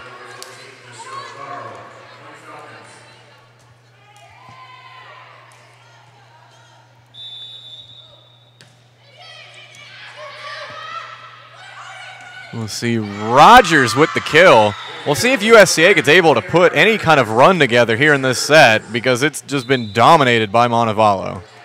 Seems like whatever Montevallo's tried this set has worked against the Pacers. Already with an 8-0 run, a 7-0 run. I don't think we've seen USC Aiken string together consecutive points yet. I don't think so either. Bologna will give it a shot, though. As we'll see that point go to Katie Best. So if we're right, the drought continues.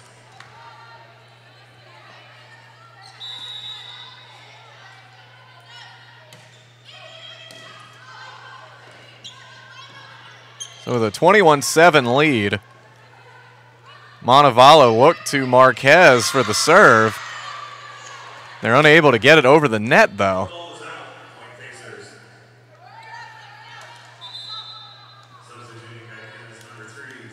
We'll see Stratton come back in for Toman. And Rogers will serve. Pacers down 21-8. We'll see IT. One sent back across by Rogers. Score the kill for Phelps. The lefty getting it done. And Folletta and Guidry right back in. Phelps and Quinn back to the sideline.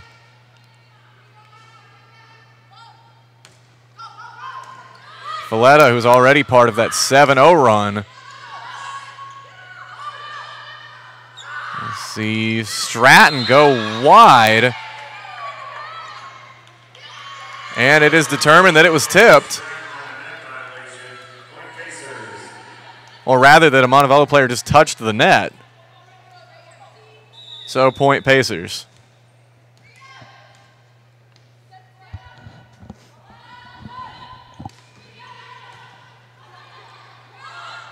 We'll see IT blocked in front.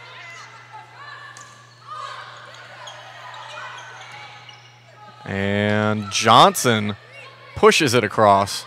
IT will try it again. Give her another kill. 23-9. Mercer checks in. So does Carl. And it looks as if we'll be heading to a 5th set. It's all too familiar for the Pacers. Now it's even closer. Give Carl a kill. And so Montevallo working with 14 set points.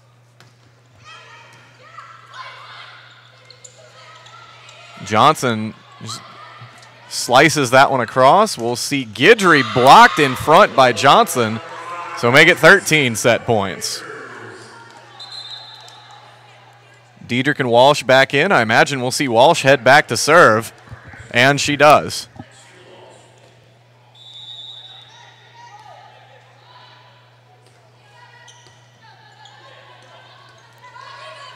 See Folletta bounce it over. This one will be set up for Ellison. We'll see Carl send it back. This one's set up for Diedrich. That one is out off of Sean Clemenson, the Montevallo assistant coach. So put that one in the books for Montevallo, 25-10. The Falcons just came out and blitzed the Pacers in set number 4.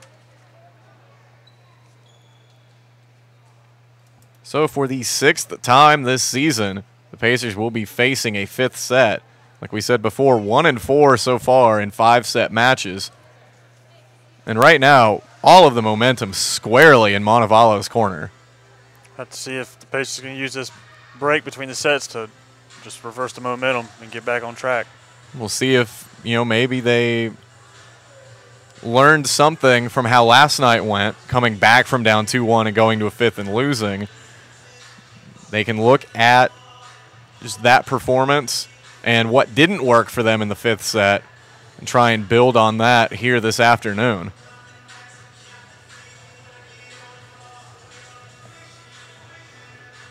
It looks like we will be sending it down to Kimbry momentarily with some stats.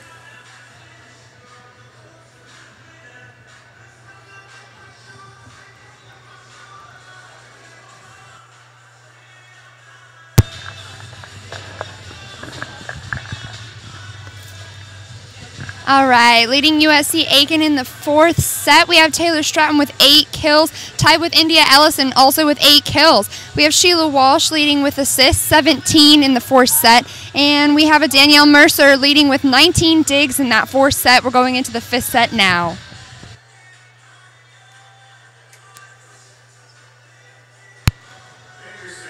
Kimbry, thank you once again.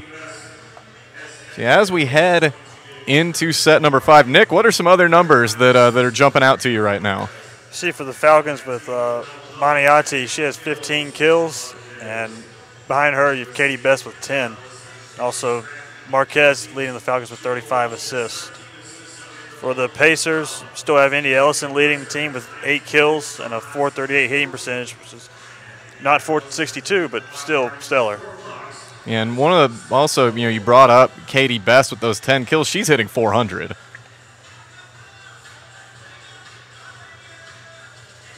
And so for Marquez, after the 55 assists last night, 35 seems like a rather quiet afternoon, but still a great number. Her 35 assists by herself compared to 34 for the Pacers as a team. Pacers still controlling at the net, 10 team blocks to 5. But Montevallo as a team hit 467 in set number 4. You won't see that very often. That is a very good number. And the Pacers progressively have seen their hitting percentage go down throughout the afternoon from 242 to 086 to 062 to negative 062. So they'll have to, again, just sort of refresh, recharge, start back over for the 5th set. We said it after set number 2 that it's a best of 3. Now it's a best of 1. Right. First to 15 wins it. Granted, we have seen the Pacers in situations where 15 wasn't enough. I want to say against Lincoln Memorial, it was like 22 to 20 or something in that 5th set. And if the teams play as evenly as they did in the first 3 sets, we'll see that. If the teams play like they did in the 4th, we won't at all. It may be quick. It all just depends on the adjustments that have been made in between sets. The Pacers did a good job of adjusting between sets 2 and 3. So we'll see if they respond similarly.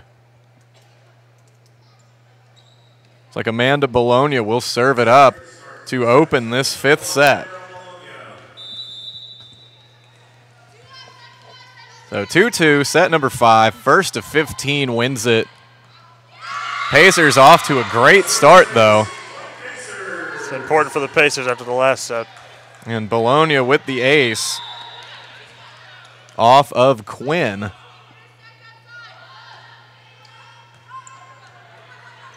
That one will be set up for Best. Dug out, though. Rogers will try. Harvey gets a hand on it. We'll see Ati try it. It's a little soft off the hand and into the net. Haven't seen that often from Ati today. Maybe just one of those finesse plays she was shooting for. Came up just a little bit short. 2-0 for the Pacers.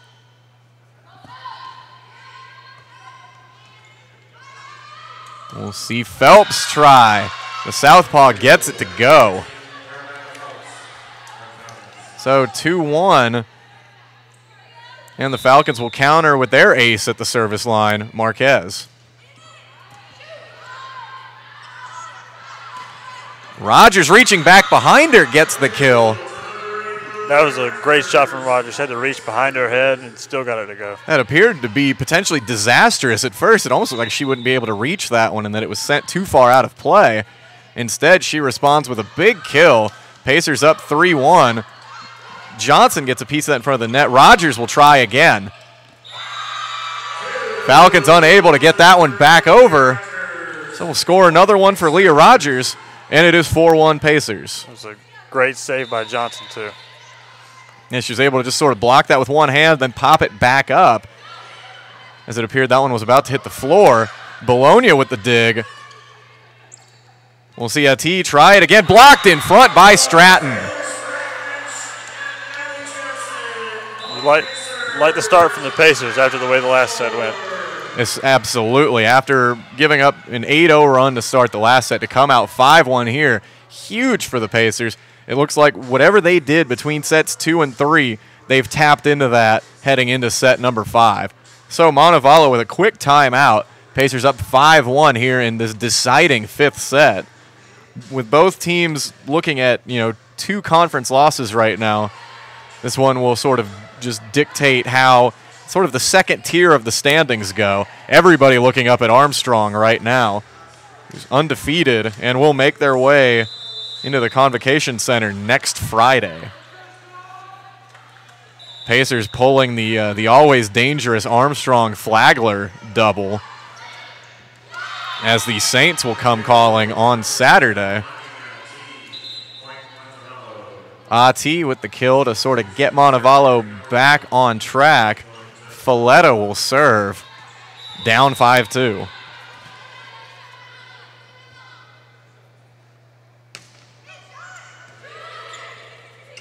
We will see Stratton with the kill.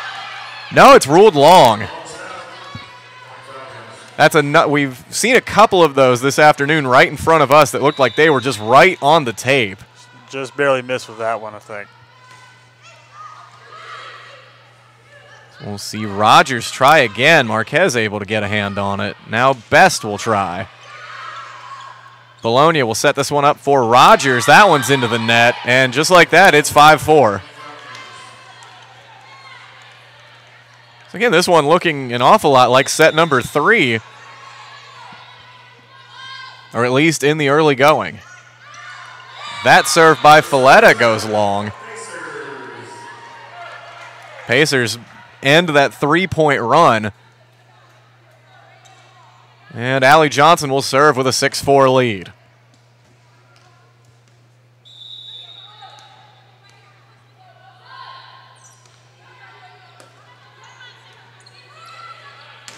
We'll see Guidry will get the kill. That one ends up bouncing out of play. Callie Harvey will serve, the former Jacksonville State Gamecock. One of the top play, actually the leader in Peach Belt Conference play in digs per set. Stratton sends that one right off of a tee and out of play. Pacers up 7-5. They're almost sort of at that halfway mark of set number 5. Walsh will look to take them over that mark. We'll see a tee. We'll try it again. That's off of the antenna. Make it 8-5 Pacers. And we will switch sides as we're now sort of beyond the halfway point. Walsh quickly back to the line. She's ready to serve it up again.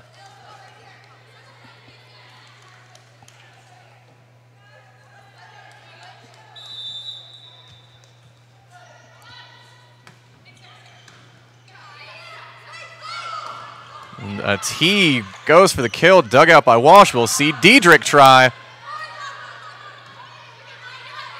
Here comes a tee again. Diedrich digs it out. Walsh will set it up for Ellison. That one hit too many times. Why not Ellison at this point? Just checked in a few points ago and already making an impact as usual. Again, if there were if we could find a way to sort of tweak the hitting percentage score to make it like a true efficiency rating, she'd have to be tops in the conference. We'll see Carl. A lot of power behind that one. A lot of it off of the net, some of it off of Diedrich. Diedrich with the kill down the right side. Pacers up 10-5, and we'll see another timeout for Montevallo. Nick, the Pacers have really answered the bell coming into this fifth set. They have. The last set obviously did not go the Pacers' way, and it seems they've just completely blocked that out of their memory in this fifth set. You know, you look at the score of set number 4, 10 points for the Pacers, 25 for Montevallo. We're here in the fifth set, 10 points for the Pacers, 5 for Montevallo. They've, really just, whatever it was that they talked about during that 3-minute break between sets 4 and 5 has really, really worked for them.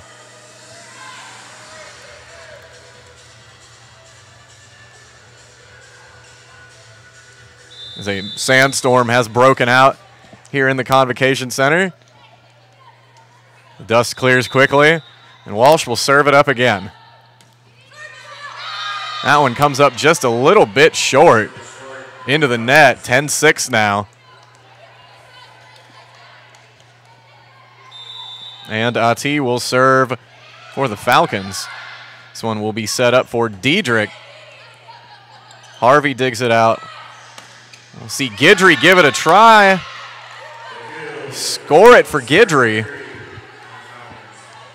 And the Falcons have put together 2 quick points. Seems they responded well from that timeout. See, Walsh will set this one up. Diedrich dug out by Guidry, set up for a tee. And Diedrich comes at it again off of Harvey and out of play. Katie Toman will check in.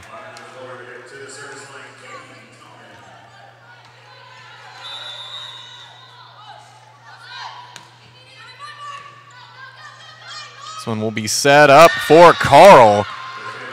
Right through the heart of the Pacer defense. And it's 11-8. So we will see Quinn and Phelps come in for Guidry and Folletta. It looks like we're all set. 11-8 Pacers.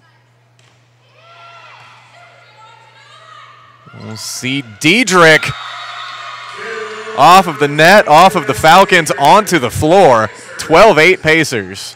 In these last few points, Diedrich has been able to answer Montevallo both times. We will see Mercer with the serve. That one popped straight up.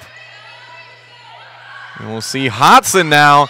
That one off of a Montevallo hand and then off of the antenna. So out of play on the Falcons. So we'll give that kill to Hodson.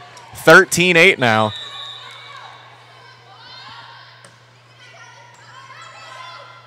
This one will be set up for Phelps. Give her the kill.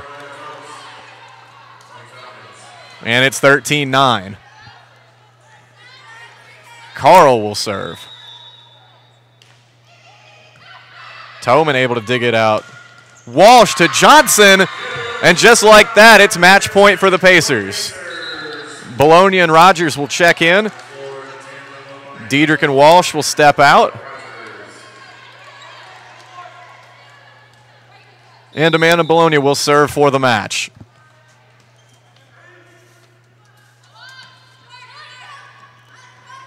That one will be set up for Phelps. Dug out by Mercer. Phelps will try it again. Mercer again. There's Rogers. Now we will see Phelps give it a third shot. Set up for Johnson, blocked in front. Rogers will try. This one set up, and a kill for Marquez. Able to sneak that one in. It was a great rally between both sides right there. Oh, yeah, long rally. Great plays made on both sides. Montevallo able to come away with the point and keep this match alive.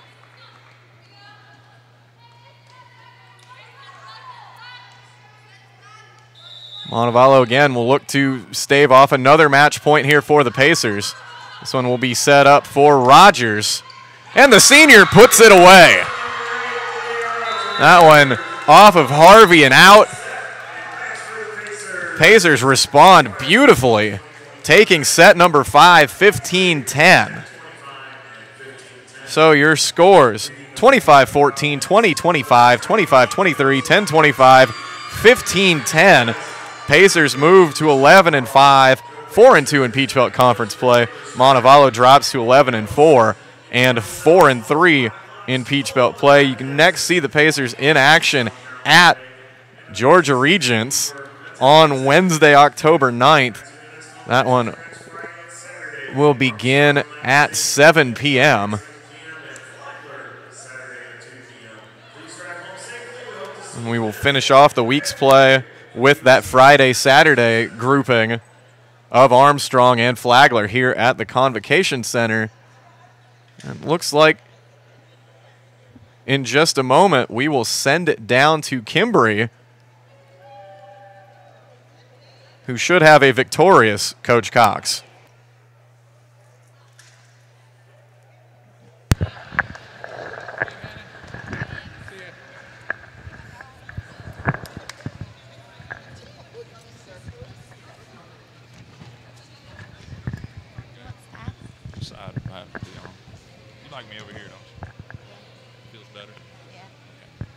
All right, Coach. So after that big 5th set with a big win, what are we feeling right now? Oh, relief. I mean, it's good because we've lost a lot of close ones like that in Game 5, and it was huge to, we changed the lineup around, and a few people just really stepped up in a bunch of different spots. I mean, it was huge because we were as flat as we could possibly be in Game 4. I mean, that might have been the worst game we've played the whole year. And to be able to turn it on, that's what a young team like this needs. They need to get a few wins like that to be able to turn it on and get it when it counts. So. Absolutely. And who were you the most impressed with in that 5th set today? Oh, geez. It's hard to say. I mean, we're not a 1 or 2 weapon team. I mean, Ashley Diedrich really stepped up in that game. Taylor Stratton did. Sean Hodson did. Leah, came off the bench and was a huge spark plug for us and went out there and got it done. The middles, India was steady the whole match. If we could get her the ball, she was on fire.